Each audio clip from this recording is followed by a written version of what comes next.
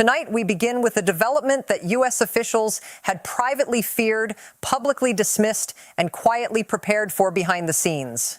A development that unfolded not over weeks or months, but in a matter of hours. Hours that forced Washington to issue a rare and urgent warning. Hours that triggered an immediate response from Ukraine's military command. And hours that stunned NATO intelligence officers who had been tracking Russian movements for months without seeing anything quite like this. What Russia did today, what unfolded on satellite feeds and radar screens across Europe, crossed a line that American officials had hoped would hold.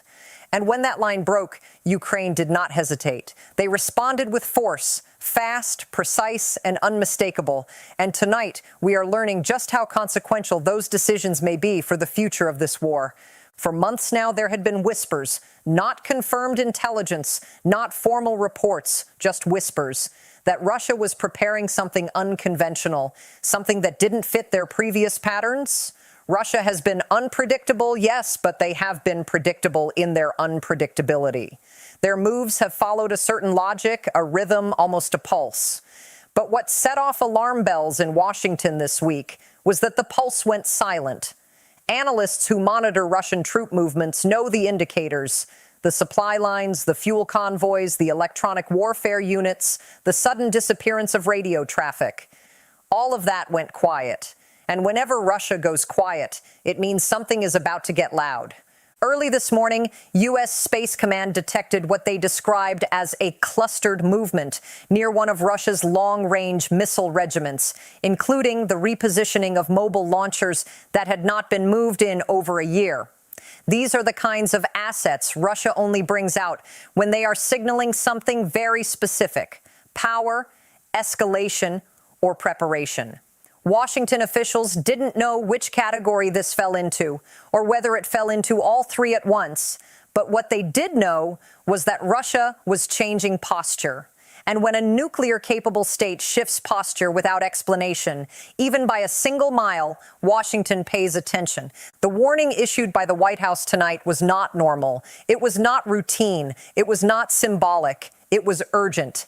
Senior U.S. officials, after a classified briefing in the Situation Room, described Russia's move as escalatory, as destabilizing, and perhaps most importantly, as designed to intimidate Ukraine and its partners. But intimidation only works if the target hesitates. Ukraine did not. In fact, their response today was among the fastest we've seen in this war. Here's what we know. Within minutes of Russia repositioning those launchers, Ukrainian military drones lifted off from multiple locations across the country. These weren't the short-range drones that have become so familiar on the battlefield.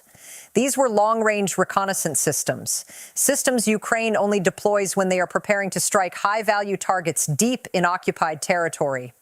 Washington's warning wasn't just to calm the public. It was to give Ukraine a window, a small window, to respond before Russia could act. Tonight, Ukrainian officials confirmed that their forces launched a coordinated strike on several Russian command posts near the front line, including one that had recently been reactivated for what analysts believe was part of Russia's new offensive planning. Ukraine struck before Russia could strike back.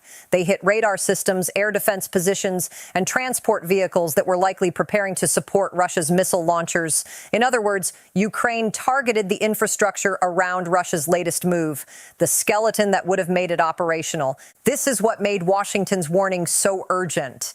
Russia's repositioning wasn't just symbolic, it was actionable. It represented the kind of move that could alter the momentum of the war if left unchecked.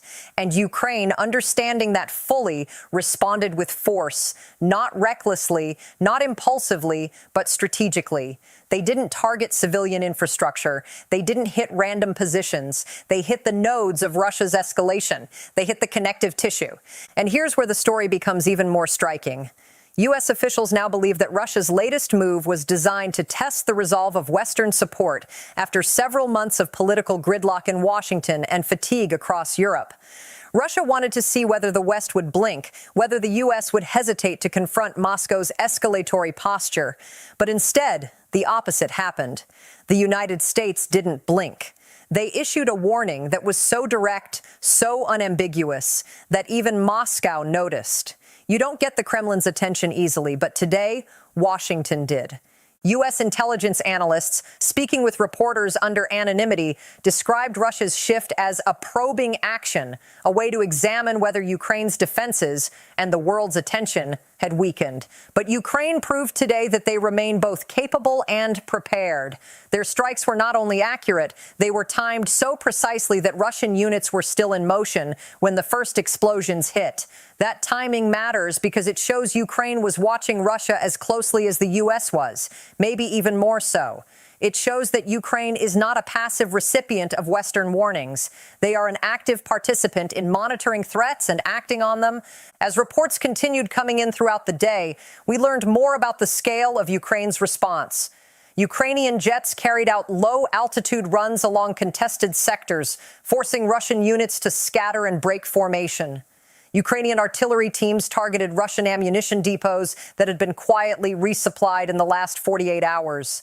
And Ukrainian special forces operating far behind Russian lines reportedly sabotaged communications towers used by Russian commanders to coordinate their movement. This wasn't just a reply.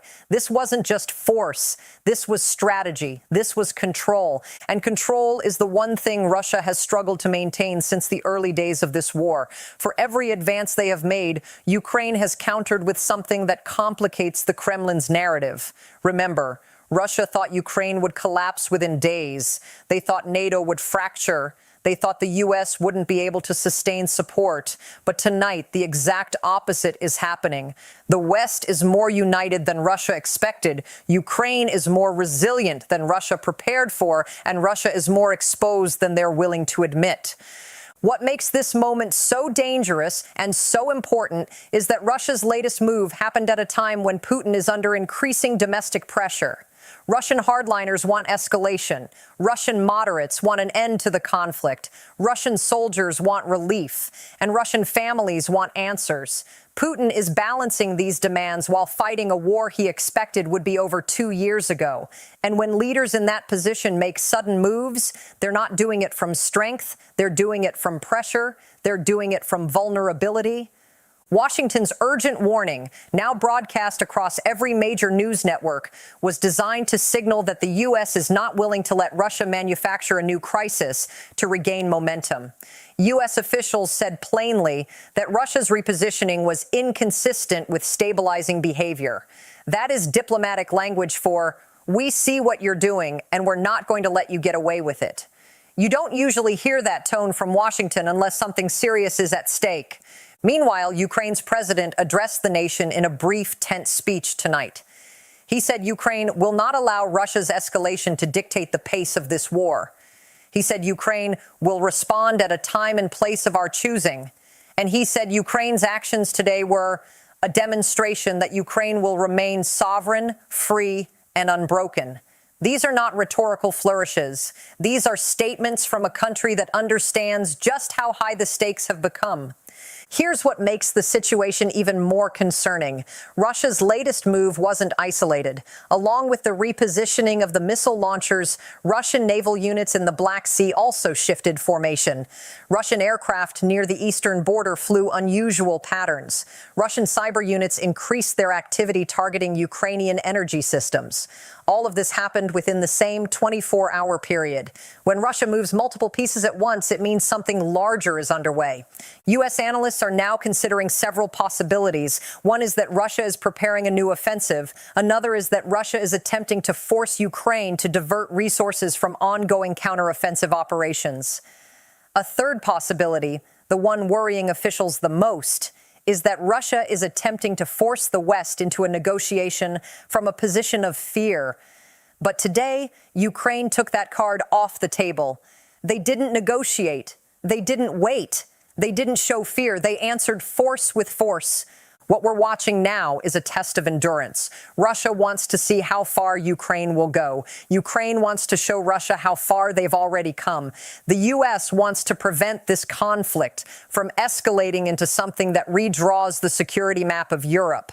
And NATO wants to prevent Russia from believing that escalation is the only path left. Tonight, we've heard from Pentagon officials who are now tracking Russia's movements hour by hour. They say more Russian units have begun relocating near the northeastern front. They say supply convoys are moving at a pace not seen in months. And they say Russia's decision to adjust their missile posture is likely part of a broader strategy intended to intimidate Ukraine into slowing its advances. But Ukraine is not slowing down. In fact, Ukraine is accelerating. Their response today, fast, coordinated, and powerful, sent a message to Moscow that Ukraine will not be coerced. And it sent a message to Washington that Ukraine still has the discipline, the intelligence, and the capability to defend itself when the stakes are highest. As the night goes on, we expect more details to emerge about what exactly Russia hoped to achieve with its latest move. But what we do know is that Washington's warning was timely. It gave Ukraine a strategic advantage. It prevented Russia from gaining the element of surprise. And it demonstrated that the U.S. remains deeply engaged in ensuring that this conflict does not spiral into something larger. What happens next will depend on what Russia does in the next 48 hours. If they pull back, this moment will be remembered as an attempt at pressure that failed. If they escalate, the U.S. and Ukraine have already shown they are not willing to stand by silently. They have shown they are ready to respond. And tonight, for the first time in weeks, Russia appears to be recalculating. The Kremlin is quiet, too quiet. And when Russia is quiet, it means they are thinking. It means they are choosing their next move carefully. Because tonight, Russia learned something it has learned many times over the last 2 years. Ukraine will not fold. The United States will not disappear. And the world will not sit by while Russia tries to redraw borders through force. This story is far from over, but tonight one thing is clear. Washington's warning changed the calculus. Ukraine's response changed the battlefield. And Russia's move, or whatever it was meant to achieve, has already triggered consequences that Moscow may not have anticipated. And we will be here, watching every detail as the next phase unfolds.